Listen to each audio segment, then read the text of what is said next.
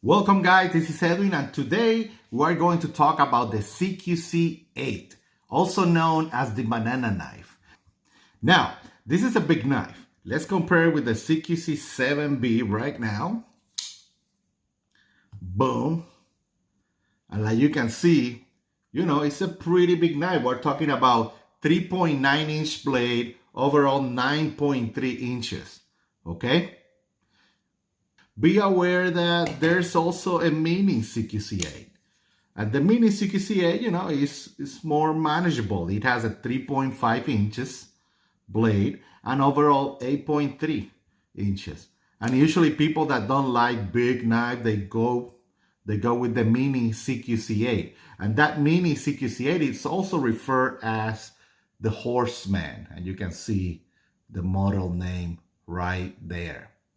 So be aware of that. Now let me remove this one and put back the full size. And let's compare that full size with the 110 like we know. Boom. Again, just for reference right there. And yeah, it says that the inspiration of the CQC-8 came from the fixed blades from Bob Taylor's called the Warrior Knife, and also the fixed blade called ST23 from Bill Moran. Let me see if I can find picture of those fixed blades so you can take a look.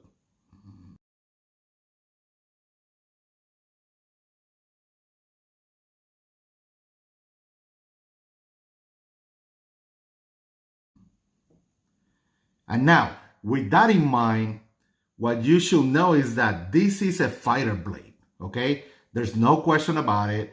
This is a fighting blade.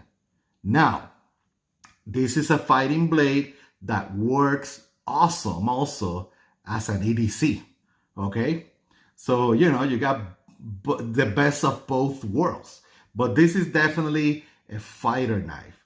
And one of the things in terms of history with it is that back in 94 or 95, we can see prototypes of this model coming up. And some of this information, you can find it in the USN forum post. But you will see that the second prototype has a Navy SEAL logo in it. And we know that it went to the group of Navy SEAL in Coronado, San Diego, California. Okay, and that prototype has a more rounded, handles. The handles at the grips are more rounded, and overall, it looks the same, just those grips and no wave in it.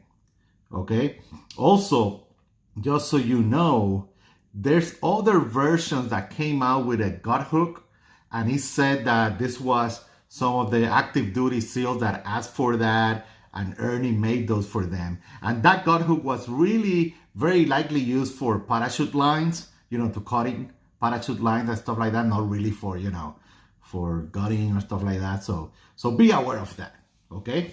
And that was back in 94, 95. Now, the first production version of the CQC-8 full size came in 2002, 2003, when there was a collaboration and release of this model by Emerson Knives with Surefire, the company of the flashlights. And I have a picture of that release.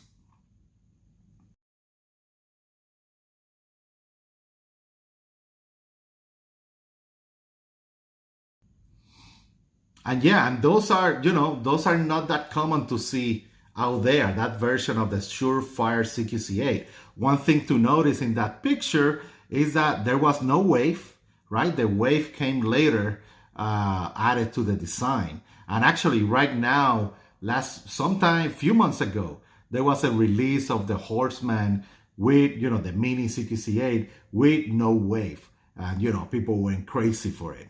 Also around 2002, Emerson Knives started providing CQC-8 to the special operations units from Britain, the British SAS team.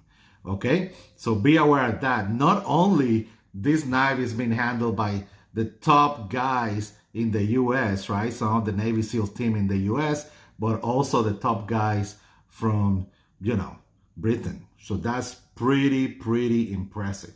And one of the things that the CQC-8 is known, and guys, this is something you need to experience, is the Ergos. This is probably one of the most ergonomical field knives across the board, okay? I'm not just talking about Emerson knives.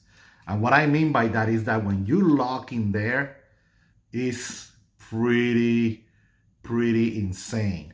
And also it says that it's one of the best well-balanced knife for reverse grip and, and that forward grip. Okay, you have that, obviously, the finger guard there, and it just wrap around your, just like a glove.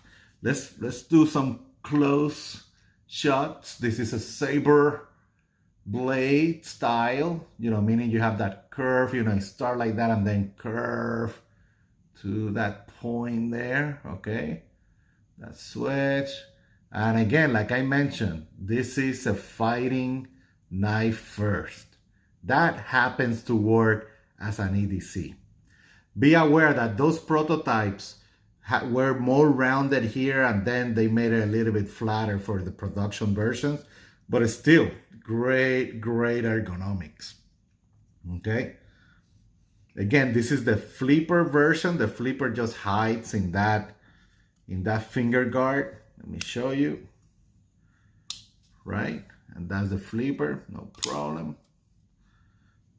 And just like that, is pretty amazing, the ergonomics. Something that everybody should try it. And again, if you feel that this knife is too big for you, check out the Horseman, right? The mini CQC-8.